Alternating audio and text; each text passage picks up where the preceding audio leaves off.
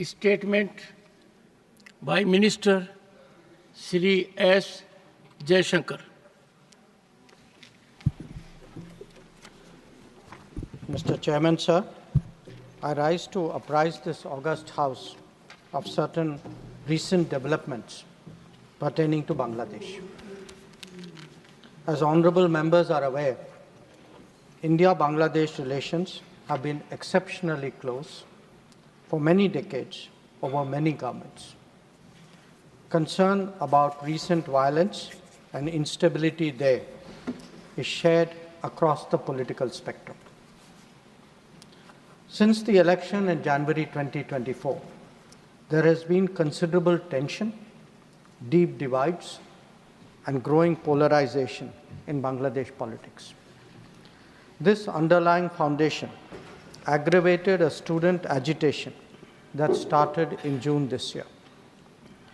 There was growing violence, including attacks on public buildings and infrastructure, as well as traffic and rail obstruction. The violence continued through the month of July. Throughout this period, we repeatedly counseled restraint and urged that the situation be diffused through dialogue. Similar urgings were made to various political forces with whom we were in touch. So, despite a Supreme Court judgment on 21 July, there was no let-up in the public agitation. Various decisions and actions taken thereafter only exacerbated the situation.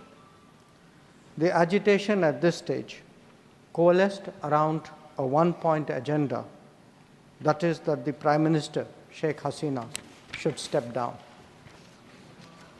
On 4th August, events took a very serious turn. Attacks on the police, including police stations and government installations, intensified even as overall levels of violence greatly escalated. Properties of individuals associated with the regime were torched across the country. What was particularly worrying was that minorities, their businesses and temples also came under attack at multiple locations. The full extent of this is still not clear. Sir, on 5th August, demonstrators converged in Dhaka despite the curfew. Our understanding is that after a meeting with leaders of the security establishment, Prime Minister Sheikh Hasina apparently made the decision to resign. At very short notice, she requested approval to come for the moment to India. We simultaneously received a request for flight clearance from Bangladesh authorities. She arrived yesterday evening in Delhi. The situation in Bangladesh, sir, is still evolving. The Army Chief, General Waqar-uz-Zaman, addressed the nation on 5th August. He spoke about assuming responsibility and constituting an interim government. We are in close and continuous touch with the Indian community in Bangladesh through our diplomatic missions. There are an estimated 19,000 Indian nationals there, of which about 9,000 are students. The bulk of the students, however, have already returned to India in the month of July on the advice of the High Commission. In terms of our diplomatic presence, in addition to the High Commission in Dhaka, we have Assistant High Commissions in Chittagong, Rajshahi, Khulna, and Sylhet. It is our expectation that the host government will provide the required security protection for these establishments.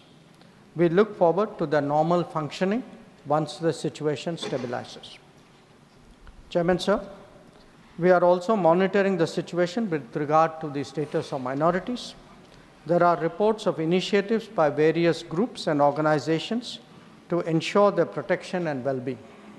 We welcome that, but will naturally remain deeply concerned till law and order is visibly restored. Our border guarding forces have also been instructed to be exceptionally alert in view of this complex situation. In the last 24 hours, we have also been in regular touch with the authorities in Dhaka. This is the situation as of now. I seek the understanding and support of the House in regard to sensitive issues regarding an important neighbor on which there has always been strong national consensus.